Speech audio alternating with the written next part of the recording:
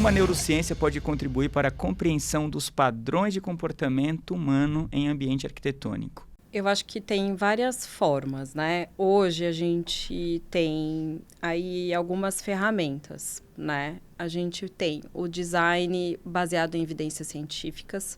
Então, quando você recebe um projeto, né, um briefing, e que você tem um desafio ali para levantar premissas e tudo mais.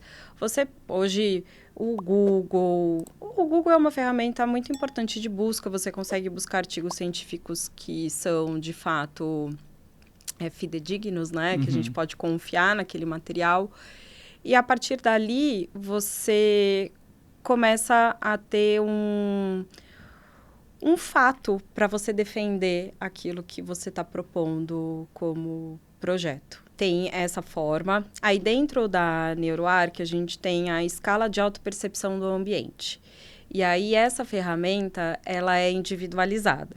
Então, a gente submete você a uma série de perguntas. Com base nessas respostas, são gerados quais são os principais ofensores e os principais pontos positivos do ambiente. Então, um exemplo, a gente fez recentemente num escritório que era pequeno, eles queriam expandir. E a gente aplicou a ferramenta, se eu não me engano, para 14 pessoas. O escritório era pequeno mesmo, mas eles iam passar por uma expansão. E aí, as 14 pessoas responderam que a iluminação era ruim no escritório.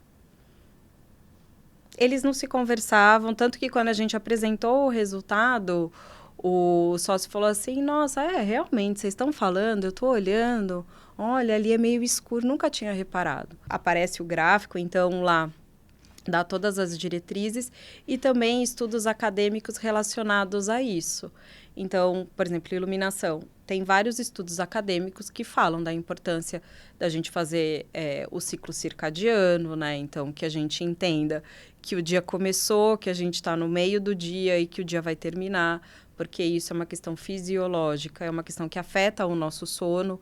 Então, de alguma forma, se você não faz esse ciclo da forma correta, você tem um pico de estresse, isso deixa você menos produtivo, menos criativo, né? O sono é algo que afeta diretamente o nosso comportamento aí ao longo do dia. E aí eu queria chamar a atenção justamente para aquilo que a gente estava falando, né? Quando a gente fala de qualidade das construções, a gente precisa se atentar a essas... Porque, assim, imagina, você tem uma empresa, as pessoas, elas hoje, né, estão vivendo aí essa era do uso de celular constante. Muitas vezes elas saem da empresa, vão para casa e ficam no celular até horas ali, dormem pouco. Tudo bem, é uma questão muito pessoal.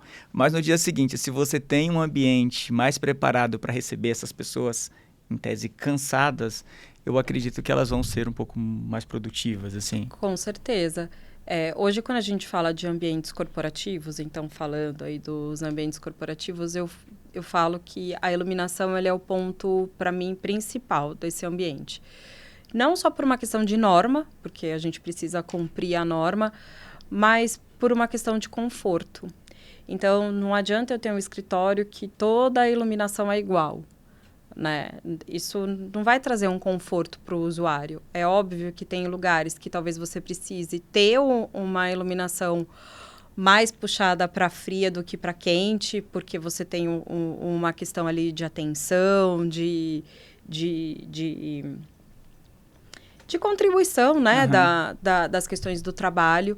Mas se essa pessoa ela vai para um ambiente ali mais calmo, mais tranquilo, para fazer um trabalho focado, ela não precisa ter uma iluminação branca em excesso, né? Você pode trabalhar com uma iluminação indireta, uma iluminação mais quente, justamente para que aquilo traga um conforto e ela consiga exercer aquela atividade, que talvez seja uma atividade que ela precisa estar centrada, sem ter tanta influência do que está acontecendo fora.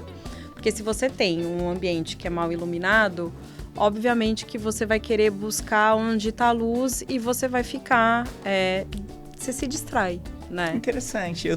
Você falando, parece que eu estou vivendo, sabe? Assim. Construcast, arquitetura, engenharia, construção